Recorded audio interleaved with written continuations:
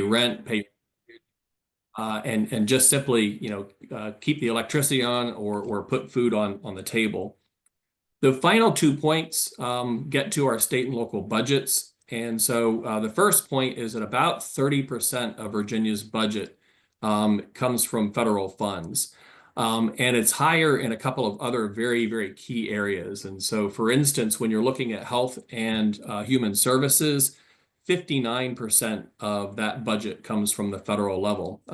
Second in line is Veterans Affairs, that's 49%. So you can see that if the federal government cuts programs appreciably, that leaves us holding the bag in Virginia to make up that difference. And it might just be unsurmountable.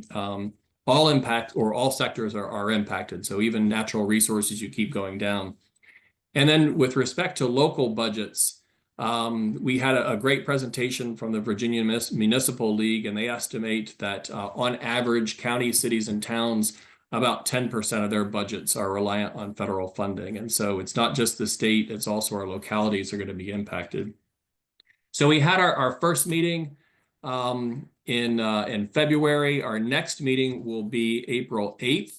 And so that will be in either Alexandria or Arlington. We're going to have some really great presentations from the Metropolitan Washington Council of Governments, the Northern Virginia Central Labor Council, Northern Virginia Chamber of Commerce, as well as some of our economic development authorities. And we'll also do a deep dive on higher education, as well as the impacts on technology and research. From there, we're going to continue to take the show on the road. And so our next stop after that will be in the Southwest. We're aiming for the Wytheville area, where the topic will be rural Virginia. And so we'll talk about the impacts on agriculture, on natural resources, on rural economic development, and then we'll do a deep dive in terms of impacts on Medicaid and social services. Next stop after that will be in Hampton Roads, and we'll focus on defense and contract spending, and then do a deep dive on K through 12 education and transportation. And then we'll bring it back to the Richmond or Fredericksburg area, where we'll try to go ahead and wrap that all up in terms of the impacts, and then come up with findings and recommendations, both in terms of policy that we can take, as well as how do we make our budget more resilient and how do we deal with the budget impacts on that. So that's all going to be happening pretty quickly over the next couple of months so that we're prepared once we have a better sense of how this is all going to shake out, that we've got a unified plan going forward in order to soften the blow on those families as well as our economy. We will be making a way for people to provide comments on the committee's work. And so we can direct you to that website once it's up. But I did want to just provide an invitation that if you have particular ideas or things that you think should be covered or things that you think Virginia can do to help those families or to make our economy more resilient, you can reach me at delegate@davidbulova.com, and I would love to get your feedback. But anyways, I appreciate the chance to be able to lay out our important work. And Andy, again, I appreciate your leadership on this and look forward to your presentation. Okay, thank you, David. I think that's important to realize that our delegates are on the ball and that they're actually doing this. Now, you should be able to see the screen. I hope you can see that. Everybody see the screen of Paul Revere? Is that thumbs up? So what I want to do tonight, I think we're in a moment of national crisis. And what we need to do is rally our citizens to act against this crisis, to resolve this. And what we're going to do tonight is we're going to give you the information that you can go out and talk to your friends. You can post on social media. You can write articles in your local newspaper. You can write letters to elected officials to let them know that the budget deficits are coming, because it's really important to know that the Republicans' actions are not, this is not like shared sacrifice to reduce the deficit. They actually increase the deficit, and I'm going to show you that.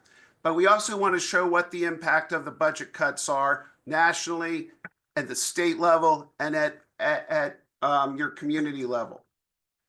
So I want to start out with this little pie chart, which might be a little hard to see, but this shows what the government buys. Because the Republicans have put out this image that our government is just a bunch of bureaucrats sitting around doing nothing, that there's millions and millions of bureaucrats contributing nothing, and that's what our government pays for. That is not true. It is not true. What our government pays for is payments to individuals for things like Social Security, for pensions, for disability payments. And it pays for services like defending America, like securing the border, like manning our, staffing the Forest Service, important things like that. That's what our government spends. So you look at down here at this little tiny sliver here, that civilian compensation is only about $300 billion. Okay, $300 billion. And military is around 187. Now, these are 2023 numbers, but they're roughly the same now. So just that's important point to know, that our government is not made up of a bunch of bureaucrats. It's made up, it spends payments to individuals and purchase of services. And this is just another point to make. This chart divides up the payments by the Department of Agriculture. And you can see it's mostly payments to individuals. And most of that is farm support payments. And then services like conservation and things like that. And see this little tiny sliver? That's administration. It's less than 5%. So the thing you need to understand about our government is that it is effective, honest, and efficient. Our government is effective, honest, and efficiency. Sure, there's bloat there, but this idea that our government is massively corrupt and inefficient and doesn't do anything but sit around is wrong, and we need to stand up against it.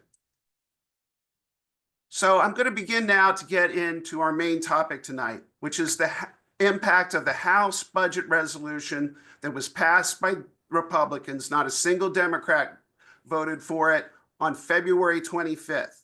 Now, what this resolution does is it laid out in detail what the Republican budget plan is, what they're going to do to our government and to our services.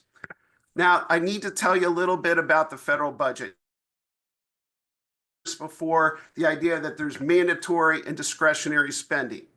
So what we need to understand is that mandatory spending is about 72% of our GDP, of government spending. So, and it goes for things like Social Security, which is 1.348 trillion in 2023, Medicare, 800 billion, Medicaid.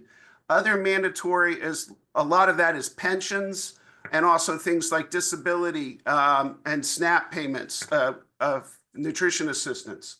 And then you see interest in the debt. So mandatory spending is passed by what's called authorizing committees in the Congress. And what mandatory spending does is it sets the conditions under which people receive payment. So if you turn 65 or whatever, you get Social Security. If you do 20 years in the military service, you get a pension. So mandatory is a law that's passed. The spending happens unless Congress passes another law to stop the spending. Okay. Now, the other kind of spending is discretionary spending, and this is what you hear about through the appropriations process. Discretionary spending occurs when Congress passes a law signed by the president that specifies spending for normal general government programs. For example, the military, defense spending, things like that. These are all discretionary because they're at the discretion of Congress. And their funding is limited by time, purpose, and amount. And again, this is the core funding. So keep this in mind as we go forward. There's mandatory spending and discretionary spending. Discretionary spending is about a quarter, even though that's what you most hear about. Now, I got to get into a little bit of process here, just so try to follow me here. I know this is a little different. So in 1974, the Congress was concerned that the deficit was out of control. Like 50 years ago, they were worried that the deficit was out of control. So they enacted a process designed to control both discretionary spending and mandatory spending. It was called the 1974 Budget Act.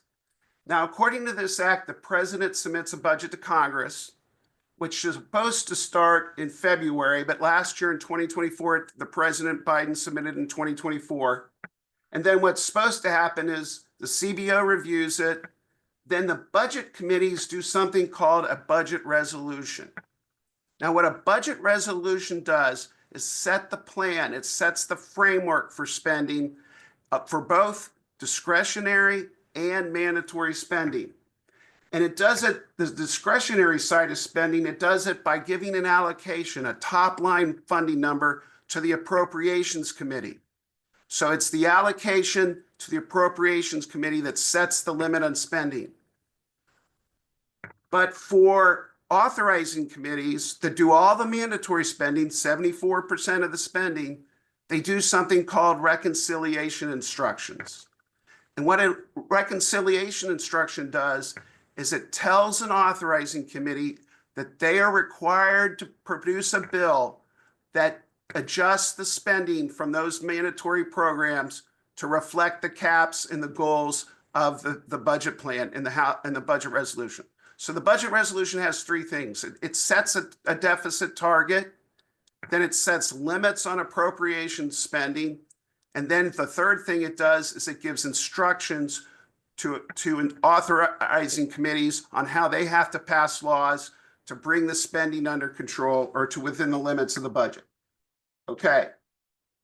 So again, the budget resolution does three things, and this is what we're going to talk about. Set overall spending and deficit limits, provide discretionary spending limits to appropriations committee. That's something called a 302A allocation, and that covers this money, the defense and non-defense, and then instruct authorizing committees to adjust taxes. I forgot to say that, taxes and mandatory spending to align with spending limits. Now, I want everybody to realize that we do have a deficit problem, right? We should be thinking about how to fix our nation's deficit because these are CBO projections and it's basically $2 trillion as far as the eye can see, okay? Now, the key thing to know about the House Republican budget resolution is that it does not address the deficit issue at all. It makes the Republicans make the deficit worse. Okay, so don't let them talk about fiscal responsibility because it ain't in their plan. So it increases the deficit by $173 billion in FY 2026. It increases the House budget resolution increases the national debt by $22.4 trillion over a 10-year period from 25 to 34. Now, they do include what I call fake deficit reduction, and we're going to talk about that in a minute. But if you look at this chart, what I've done is I compare that under the column called CBO, that's the Congressional Budget Office forecast for the deficit. This is the House. The next column is the House budget resolution, what they say the deficit's going to be. And so notice in the beginning, they flat out admit that the deficit is increased by their bill. Okay? So this is not, this is what they're doing. They admit it, that they are increasing the deficit. So then they have this column called macroeconomic impact. Now, the theory of this is that their bill is going to increase growth and make everything great, and we're going to generate this much, new revenue.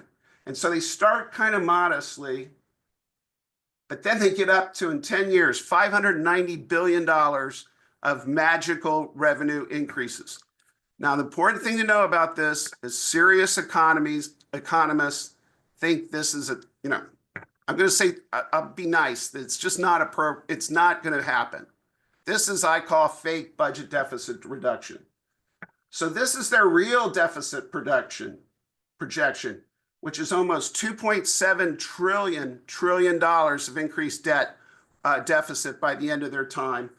And so they are going to increase the deficit. So don't let any Republican talk to you about being fiscally responsible, because this plan is simply not.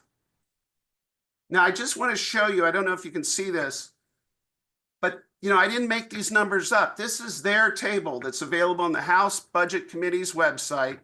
And you can see down here this macroeconomic impact on the deficit. That's their magic, let's pretend we're at least minimizing the increases in the deficit that their plan will call. But this does not make sense. Now, let's talk about the discretionary spending, what they're doing to a discretionary spending. Now, they've said they're not going to cut defense, right? So they're not going to cut defense. So the non-defense discretionary spending is going to be 1,028,000,000 for 25. But then they said, and I'll show you this in a minute, that they're going to cut non-defense discretionary spending by $180 billion. So that's a big cut. But they've also exempted veterans and Department of Homeland Securities. So when you do the math, the part of the budget that they're going to cut is about $800 billion, and the percentage cut to every non-defense, non-DHS, and non-VA program is 22%. 22% across the board. You know, now it may not be across the board cut because they'll cut EPA by a lot more than that, and some things may be less, but that's the general ballpark. And so when you're doing analysis of what their discretionary programs, that's what we use as the cut percentage. Okay? And just to show you, again, this is their chart. This is their table, and you can see 179 billion, and this is the 26 column, is what they're cutting out of the discretionary spending. 22% cut in discretionary spending. So now let's talk about the reconciliation instructions, and this is how they're going to cut mandatory spending.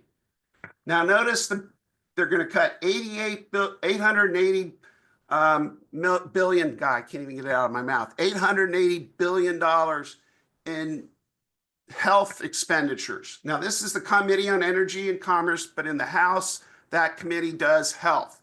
And I'm going to show you in a minute that this is really Medicaid cuts, and I'm going to prove that to you. And then there's a cut of $330 billion, and it's $33 billion a year. I can prove to you, I won't do it in this presentation, but I can prove to you that that's an annual cut. And then and that is basically student loan programs, student loan and Pell Grants. Then there's $230 billion on oversight and government reform. I'm sorry, on agriculture. And agriculture, what they're cutting is nutrition programs. And I'll show you that. And then this one here, this minus $50 billion, that's a compensation cut to federal employees. Their plan is to cut federal employee compensation by roughly 4%. And I'm going to show you that. Now, they do have increases, armed services, Homeland Security, and judiciary. So they have about $300 billion or $30 billion a year of increases in mandatory funding for defense and Homeland Security. But then you get down here to the big one. Now in this table, I should have explained to you, positive numbers mean increasing the deficit.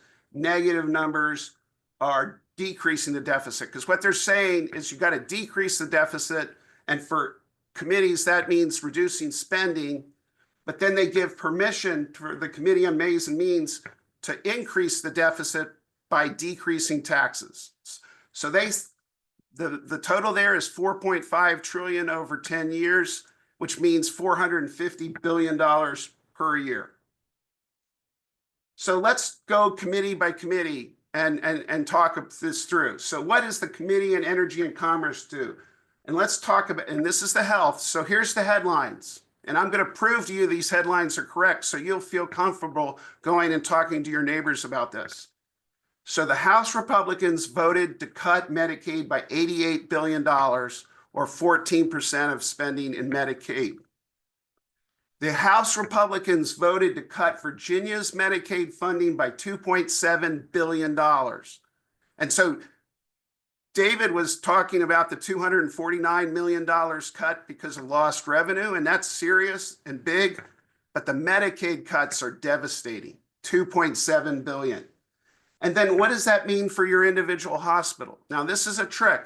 Every hospital's financial statement says how much money they get for Medicaid.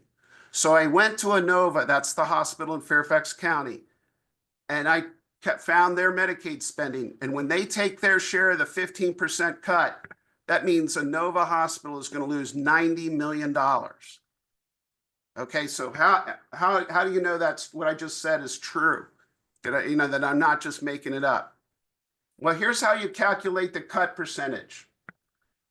We know that there's an $88 billion per year cut, okay? We went into the president's budget request for 2025 and we found this number 635.6. That is the funding for Medicaid under the last president's budget. Then you multiply this by 14% and magically it gets 88 billion. So these numbers are not, I don't think they're a coincidence. They voted intentionally to cut Medicaid. They intentionally voted to cut Medicaid.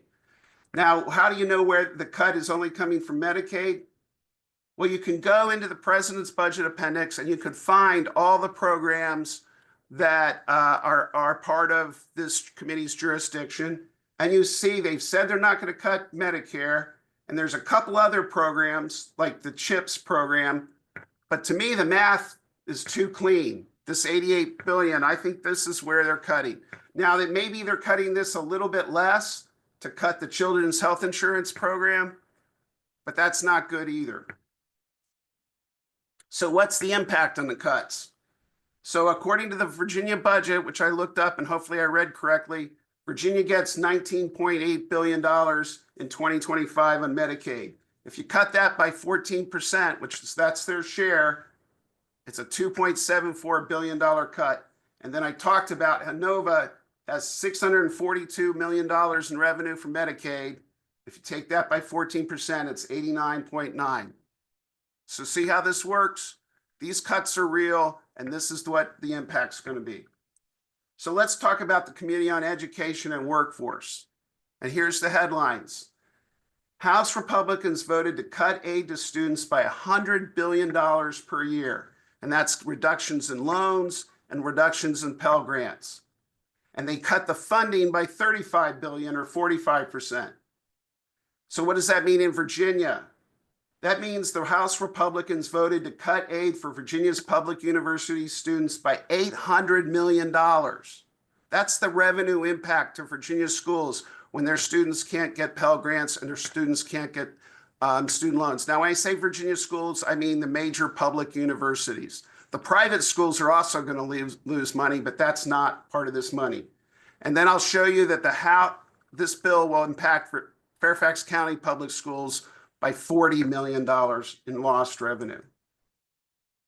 So how do we calculate it? It's the same process. The $33 billion cut, the programs that could be cut, it's 62%. Now, I do think that maybe they're not going to cut the pension benefit and the EEO, so this cut may actually be higher. But for now, I'm calculating it at 62%. So you see how that works? Give me a thumbs up if you're following me from the chat. Okay, great. So what does, again, how did I calculate the things for Virginia? So there's Pell Grants. There's a mandatory portion of Pell Grants that's $6.9 billion. So that's going to take a 62% cut. Then there's a discretionary part of Pell Grants that's going to take a 22% cut or $5.9 billion.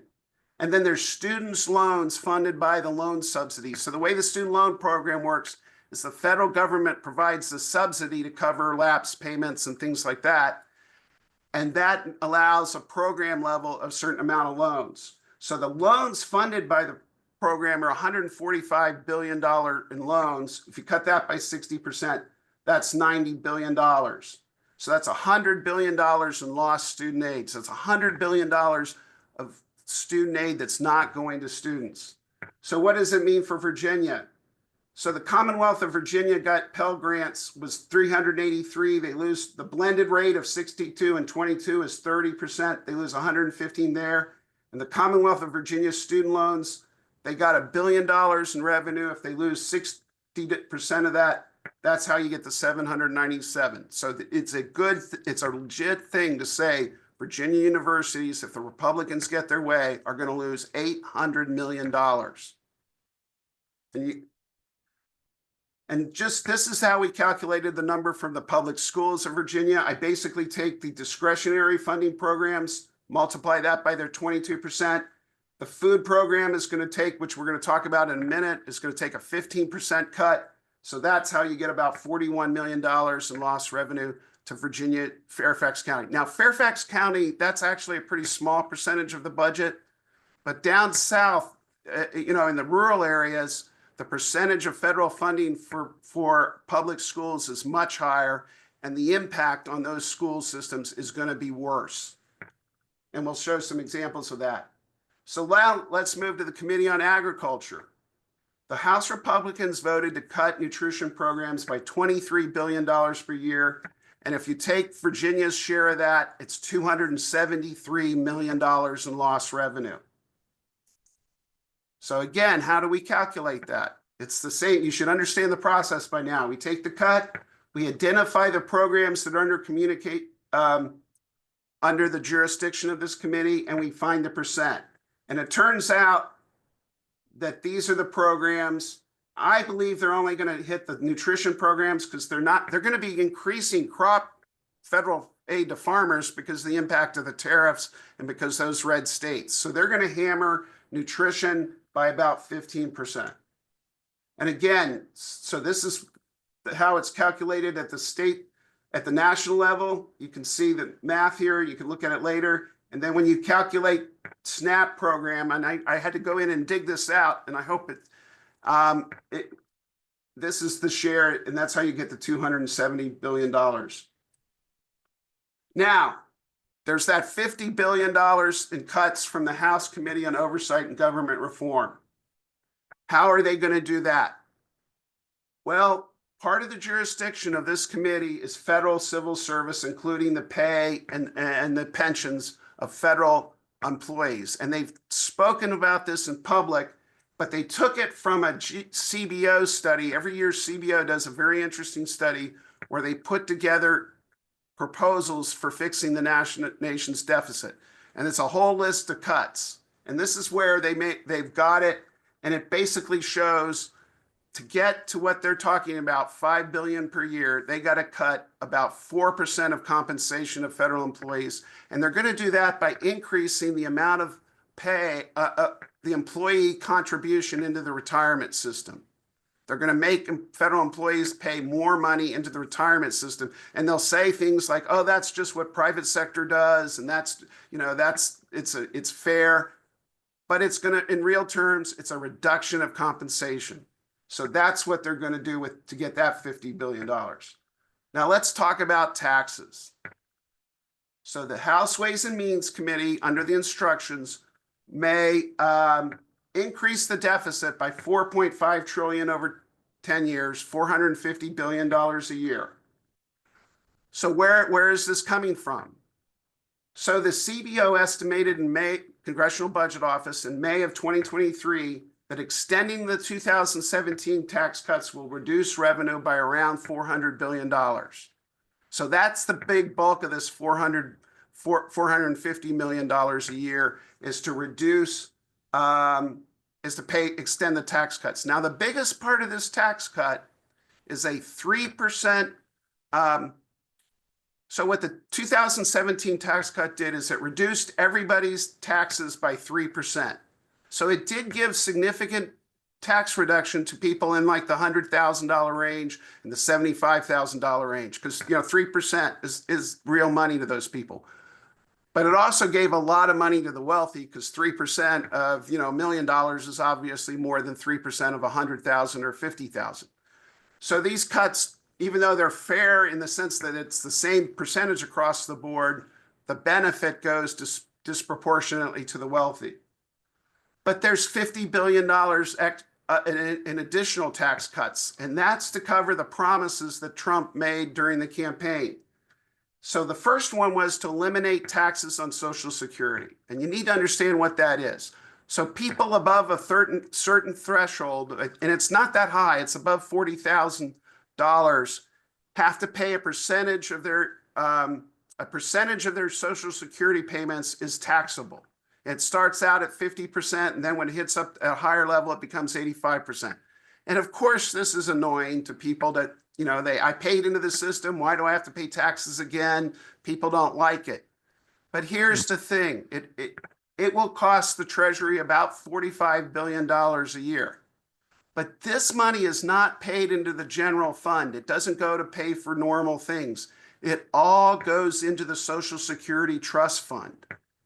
And so if you don't pay that $45 billion into the trust fund every year, it accelerates the time when the trust fund is depreciated. And it will mean that instead of 2033, the trust fund runs out around 2031. Now, what does that mean to you? That means all of your Social Security payments will basically be reduced by about 20%. So that's the impact. The wealthier people will get a tax benefit because they're not paying taxes on their Social Security income. But every American in 2031 is going to take a 20 to 25% cut in their Social Security payments. That's the fiscal impact of that plan. But they also want to cut taxes on tips, and that has a fiscal impact, and taxes on overtime, and that's about impact. And here's just another estimate by a nonpartisan group, the Committee for a Responsible Budget, for the tax impact. Now, notice that in their view, the cost of the tax cuts is significantly greater than 4.5 trillion over 10 years. So really, these taxes cut savings are lowballed, and the deficit estimates that I showed in the beginning are lowballed. The likely impact is that they will explode the deficit greater than even what they project and even what CBO projects. So let's just sum this up. How does the House Republican resolution impact Virginia? It reduces Virginia's Medicaid funding by $2.7 billion. It reduces aid to Virginia's public university students by, $900 million. It's a lot of money. It reduces funding for nutrition programs by $273 million. And it reduces the compensation of federal employees by 4%. But it increases the federal deficit by $173 billion in 2023. So does that sound like a good deal? You all ready to sign up for that? Your neighbors need to know this. Your neighbors need to know that they vote. This is what the Republicans are trying to do. But let's talk about Winston Earl Sears. This is what she's publicly said that endorsed the House budget resolution. So she signed up for all these cuts. She's endorsed them. We need to make sure she owns them. Especially think about the impact of what it's going to do to students. George Mason University, 50% of the students at George Mason University get a student loan. How many of those students are going to be able to continue their education when the Republicans take that away? How many students at George Mason University are going to be able to continue their education when they lose 20, 30% of their Pell Grant? This is what we got to get people to know about. Jen Kiggins, what did she vote for? She voted to increase the federal deficit. And this, I think, if I lived in VA too, I would hammer this home. Jen Kiggins voted to increase the deficit, $173 billion. She voted to reduce Medicaid revenue for the nonprofit Virginia Beach Hospital System, called it Centara, by $140 million a year. Jan Kiggins voted that way. She decided to reduce federal funding for Virginia 2nd Congressional District Public Schools by at least $42 million, because I only put a few sample jurisdictions here. Jan Kiggins voted to reduce Old Dominion University student aid. Now, I know this isn't exactly in her district, but it's close, by $96 million. And she does have a lot of federal employees, and she voted to reduce their compensation by 4%. So this is the kind of information I hope we can get out to the citizens of Virginia so they can understand what's going on. So I think we could have a plan to do themes. Like we could coordinate across the state that the week of March 29th, we'll have Save Our Schools and get let every district know how much money that they're going to lose. And I've got a group of volunteers that's calculating that. Then we could talk about our universities and then talk about our hospitals and talk about nutrition. And I haven't really even covered housing. When they cut Section 8 housing programs, what's that going to do to homelessness in our communities? So we got a lot to talk about, a lot to communicate. And I'm hoping that over the next few weeks that we can get organized and get this message out. That's the purpose of this. So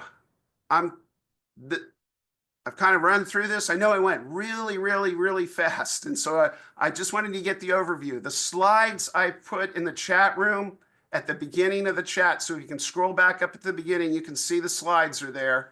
And also I posted a YouTube video, which is not quite as partisan as this, but it covers the same material. So if you're interested in that. So I'm going to stop now and see if there's any questions. And you can either put them in the chat or you can unmute yourself and talk, and we'll see how it goes. We have a pretty big crowd, but let's see how it goes. Who would like any questions? Did I put you all to sleep? Everybody, did I bore you all? Okay, Jen. Hi, sorry. So I'm in Goochland, and we just over the past couple days decided we're going to hold a town hall for John McGuire. I've been trying to contact him. He's the 5th District congressional dude. And so we're organizing it pretty quickly, but we would love to have all of this together to present there in a question to our cardboard cutout of John McGuire. So is there a way to get specific to 5th District information? Yeah, if I'll work with you that. I'm putting my email in the Great. chat. Thank So if you you. email me, I can. Another thing, we're trying to schedule a training program so we can teach you to do this. But basically, you can go to your local school board and pull the budget from the school board, and you multiply the federal spending by 22%. That's your cut. You can go to the local university and find out how much Medicaid, I'm sorry, student aid that they get. And you can go to the hospital, and every hospital will publish in their financial statements their Medicaid revenues. So, and we want to have trainings on this to help you do this. That's great. In the 5th District, less so than maybe our delegate district, we don't have things like hospitals, that kind of thing. So that's why I kind of wanted a little fine-tuned. But yeah, Well, I'll email you. Yeah, we can meet if you want. That's great. Thank you. Tim, I think, is next.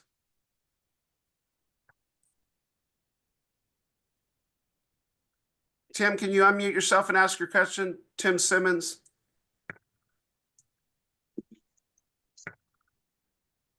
If Tim's not ready to go, I think Maria is next. I was having trouble in getting okay. Go ahead, unmuted. Tim. I'm sorry. No worries. My question is, with this budget reduction on the federal level and the impact it's having in the state of Virginia, what happens to that monies? It seems like we have already had an approved budget. And how is it that cuts can be made in an unapproved budget? And then what happens to that money? So this is well, you can cut budget authority, and so what a appropriation law does is it creates some budget authority, which is the authority of agencies to obligate, to enter into contracts, to obligate funds.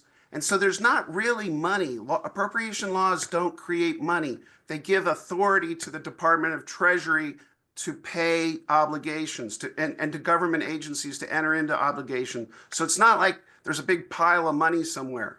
And then Treasury funds these obligations by collecting taxes and by borrowing money when they sell Treasury bonds. So it's not like there's money that gets passed away when they make a cut. It just means they're not spending the money. And Andy, one of the myths that Doge is perpetuating is that these savings from not spending the money are available for other spending. That is not the case. It takes an act of Congress Right. to take that money and spend it again. So it's not like it's just floating around available for other spending willy-nilly. So this is Mark Weatherly. I'm so glad you're here. Mark had a 20-plus year career at the Office of Management and Budget, and he was something called a Deputy Associate Director, which means he knows everything much better than I do, and he will tell you if I screwed it up. So we're working with people who really know their stuff to get these numbers. Maria. Hey, Andy, thanks for doing this. Question. In the slides where you said Republicans voted past tense, are you talking about the budget resolution or the CR? The budget resolution of February 25th. This presentation is not about the CR. The CR is a whole mess. And what I will say about the CR is that it's not really a CR. So a continuing resolution is supposed to fund the government at a previous year level. But what they've done is they've done a lot of changes to the laws, and they've made massive changes to various programs. So really what it is it's an appropriation law that's masquerading as a continuing resolution, because it's not really funding things the same way as previous year. Okay, so how does the CR, how does the not CR, how is it compared to the budget resolution? So what the budget resolution is putting the funding for for fiscal year 25. But the key thing, and I didn't make this clear, and I should have, is that the key things about the reconciliation instructions is they get piled together into a reconciliation bill that goes to the Senate and can be passed by the Senate without filibuster. So this is a privileged rule. But how do the numbers in the budget resolution compared to the not CR? I haven't done that analysis. Okay, thanks. I mean, that would take time. It's probably, yeah, I'm sorry, I haven't done that. Do you think it's in the same ballpark? I mean, do you think the not CR is following what the budget resolution says? I don't think they're that organized. Ah, okay. I'm not sure. The budget resolution will set the top line for appropriations, which the CR has to be within. Yeah, no, I understand that, but it seems like they are going all over the place with what they want to do as opposed to following any rules. And so I was just wondering, how much does the not CR follow anything that was in the budget resolution? That's a good question. I'm not sure I can answer it. I think Rise is next. Rise, hey.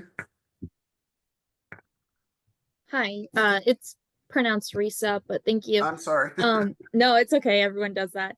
So my question, so I've been trying to explain to my grandma in general about how the Social Security is being affected, especially since she just saw an increase in her payments. So she just thinks that it's going to continue on. How do I explain to her that these increases aren't long term?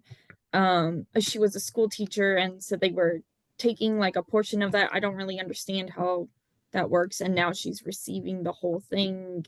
It's very confusing. It's just the FAIR Act, one-time payment.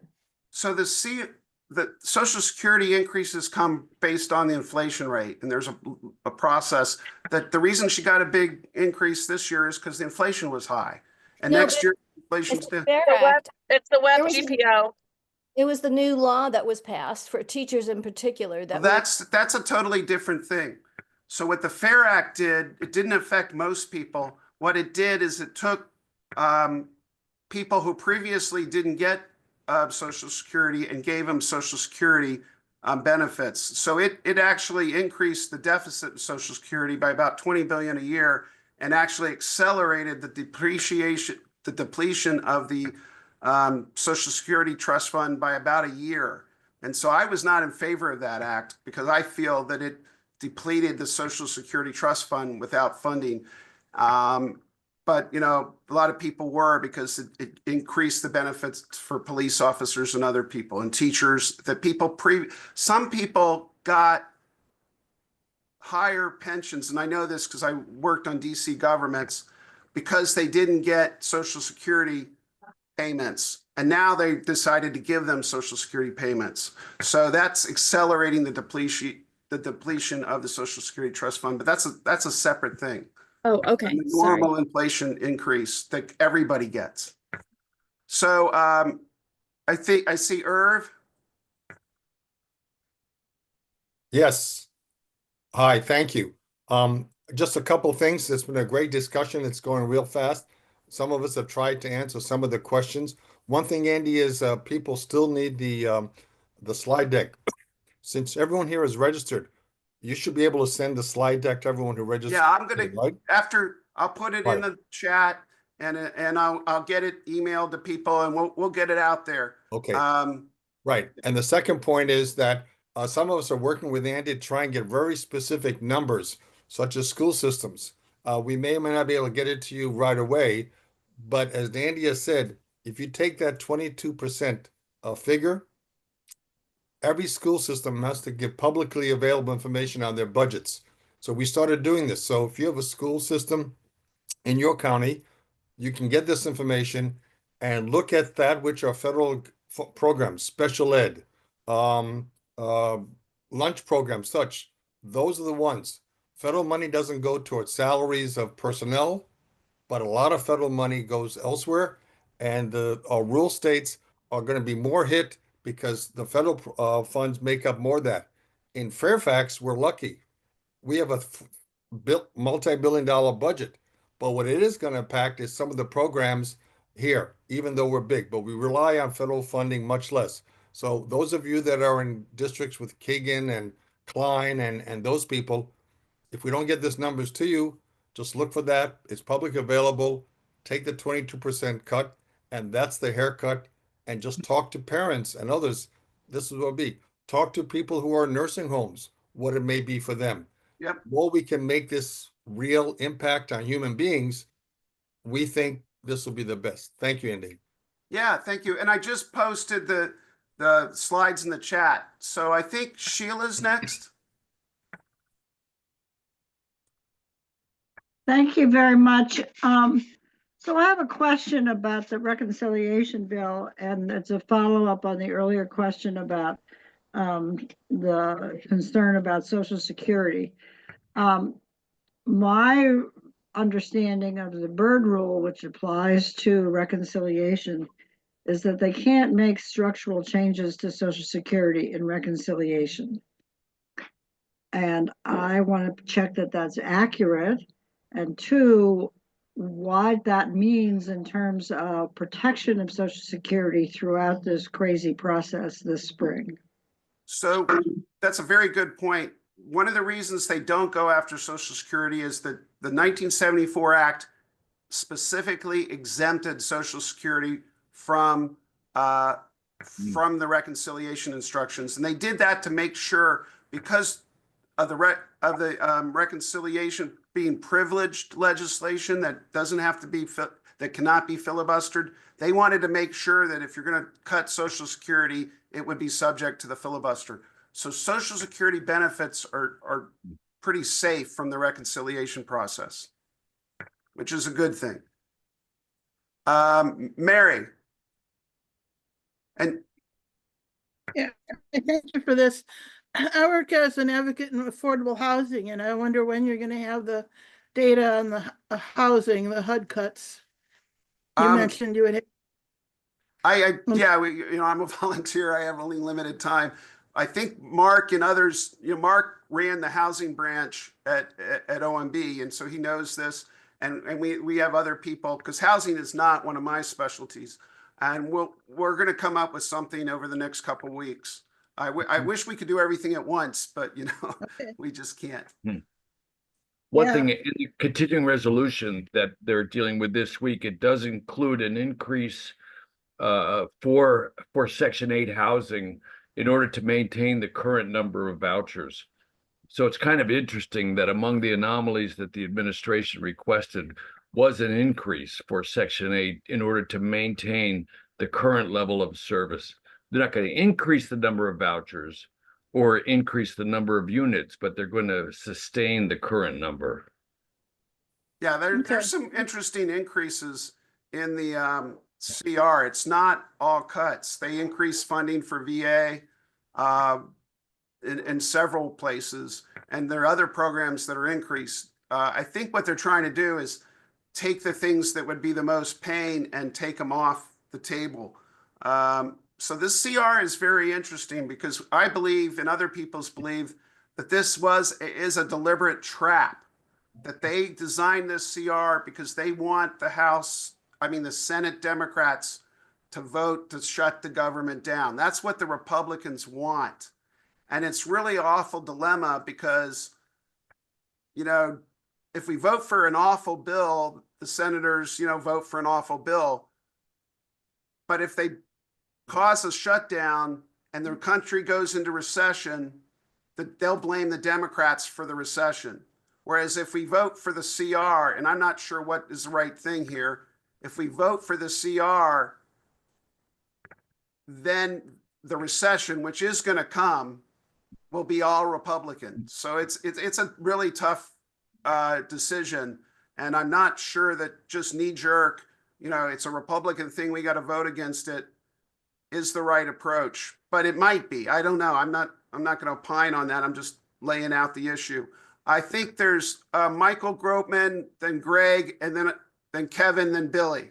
And I'll stay as long as you want. Other people may need to drop, and I understand that, but I'll answer questions as long as you want. Yeah, this is Mike Gropeman. Okay, there seems to be a little confusion. Okay, the House passed the CR, but now they said that during budget reconciliation cannot be filibustered, but they said right now that some of the Senate Democrats can. When does the 60 vote threshold come into place, and when do you not need a 60 vote threshold? So normal appropriation bills, and a CR is an appropriation bill, are subject to the filibuster. So the continuing only bill that resolution is not is reconciliation. Yeah, reconciliation is not subject to the filibuster. And that's why they're loading all these things into the continuing resolution. Into the reconciliation bill. That's where they're going to put the $450 billion in tax cuts. Now, the Democrats have played this game too. Obamacare was passed through a reconciliation bill. The Inflation Reduction Act was passed through a reconciliation bill. So it's not something that just Republicans do. Democrats have done this for major pieces of legislation, because in this environment, it's really hard to get 60 senators to support anything. So does that answer your question, Michael? So, yeah, it does. I called Congressman Connolly's office yesterday about the vote, and I told him I was, in some ways I wanted him to vote for the CR so that federal employees wouldn't be furloughed, because my wife is a current federal employee. I'm retired. And in some ways I can understand why he would vote against the CR, because of the cuts and what DOGE is doing. So it's a really, really tough question, and I don't have an easy answer. I'll go to Kevin, Greg, and Billy. Kevin? Hey, Kevin. Yeah, hi. So I know that that it's been said by the Republicans that that they won't affect Medicare, but can that be trusted when it seems that they said that they would not affect Medicaid as well, and yet the numbers seem to be pointing that way? Well, I think the math that I showed you is how they get to 88, and I think they are taking. If you remember, so the Gingrich Revolution, when Gingrich took charge in 1995, that got broken because Gingrich floated the idea of cutting Medicare, and that was incredibly unpopular. And so I think the Republicans may have learned their lesson from that, even though it was a long time ago, and they're not going to touch Medicare. I think they've said they're going after Medicaid. I think that's what they're going to do. Now they're going to call it fraud, right? Oh, we're not cutting any legitimate person's Medicaid. We're cutting waste, fraud, and abuse. But that's still reduction in revenues for hospitals. And what they're really going to do is there's these long-standing funding schemes, and they're too complicated to go into now, that many states use to increase their Medicaid reimbursements. And that's been going on for decades. And they're going to say all of a sudden, oh, these things are fraud. And they're going to use that as the excuse to cut. So there's lots of things to do, so be careful. When they say fraud, it ain't necessarily fraud. So Greg, and then Billy, and then Sheila, are you still? Yeah. Okay, Greg and Billy. Thanks, Andy. So this is nothing more than supply side voodoo economics that, that's resurrected, only it's on steroids. And then the other point is that these reductions, and I mean, there is a trickle down, and it's going to affect our, gross domestic product and the amount of money that's spent in our communities at grocery stores and other places. And so it's a kind of wrecked society in that regard. I mean, these cuts, and they're going to hurt the red areas the most. They're going to hurt most rural hospitals probably cannot survive these cuts. They just can't. So, and rural school districts are going to be hurt. So we need to get the word out, because this could be something that could help give people a second look at the Democratic Party, that we're not the party that does these horrible things, and that they've been essentially betrayed by the Republicans. So Billy, someone I happen to know for almost 31 years. Billy, what's your question? I know this might not be the scope of your excellent presentation, but what is the plan? Maybe Representative Bulova could talk about, because while I understand that talking about all the bad things that are happening is good and effective policies, but what is the plan for an affirmative vision that balances the budget but deals with the increasing problems in this country that were exacerbated under Bill Clinton, under Joe Biden, and under Barack Obama? What is the affirmative vision of this party to say, hey, we will stop these bad things, but we will also balance the budget while taking care of people? Now, I don't mean to put Representative Bulova on the spot, but it simply cannot be enough to talk about the bad things other people are doing. And I would love if someone could answer what we will do once we are in power and how we will help people. I understand that's not the scope, but I wanted to put that perspective out there. Thank you. Yeah, I mean, I actually agree with, and Billy and I have had conversations about this, that the Democratic Party cannot just be the party of, oh, they're awful. We've got to have a positive vision. And one thing, they're burning the government down. The government as we know it is gone. That if we magically took power tomorrow, we couldn't rebuild the government back to what it was. So we need to think aggressively about what we will offer as an alternative. Because if we don't have an alternative, two things will happen. One, we may not win the elections, or two, when we win, we won't know what we're doing. Because the one thing about the Republicans is they had a plan. They knew exactly what they were going to do when they took power. And if we don't have that same sort of plan, we will fail at governing. We have to succeed as a governing party. And I'm not sure we did in the last, I know this is an unpopular vision, but I'm not sure we succeeded in everything we needed to do. We didn't handle inflation. We didn't handle the border. We didn't handle middle-class American concerns. And we need to have a new vision on how we're going to do that. So, Indrani? Yes. Yes. I think the difference is this time that the reduction in force, especially with federal workers, is being done willy-nilly. There is no plan about how these people are being cut. Instead of going to maybe the heads of these agencies and saying, okay, I need you to cut 3% and let them do the cutting. But having Elon Musk going in there and his merry band of hackers, and they're just firing everybody, especially everybody that's, important to those agencies, is not the right way to do it. So I don't know what's going on in their head because I'm not psychic, but it looks to me like they're intentionally trying to destroy the government. That's an intentional plan.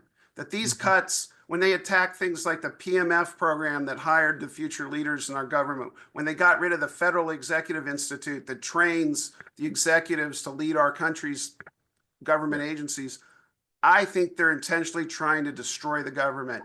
And I actually think they have a plan for what they're going to replace it with. And I think it involves essentially turning over the government to the big bro tech companies, where they're going to essentially use high tech, artificial intelligence driven systems, to replace massive numbers of federal employees, and they're going to essentially turn the government over to people like Larry Ellison, who runs the Oracle, and Elon Musk and other of these big tech companies. So like, I happen to know, because I'm a small disabled veteran-owned business that got terminated by the Department of Veterans Affairs, that they're systematically going after small businesses. They're wiping out the small business ecosystem that served the federal government. Why? Because they're going to replace us with big companies. Now, when these big companies get in there, they're going to be monopsony providers. They're going to be the only one that can provide the services. And you watch them jack up the rates. You watch the costs run up, because that's what they're going to do. Mark, do you have a comment on that? Or No, I think that's probably right, Andy. they have a plan. The plan is destroy the government, declare a crisis, and then use and come in and say, I, Elon Musk, can save the day. You see that in FAA, right? Verizon, their communications they declared to be bad. And so guess whose communications works? Elon Musk Starlink. This is a level of corruption that boggles the mind. But this is about corruption. So any other questions? We're about 10 minutes over. I'm going to stop recording now.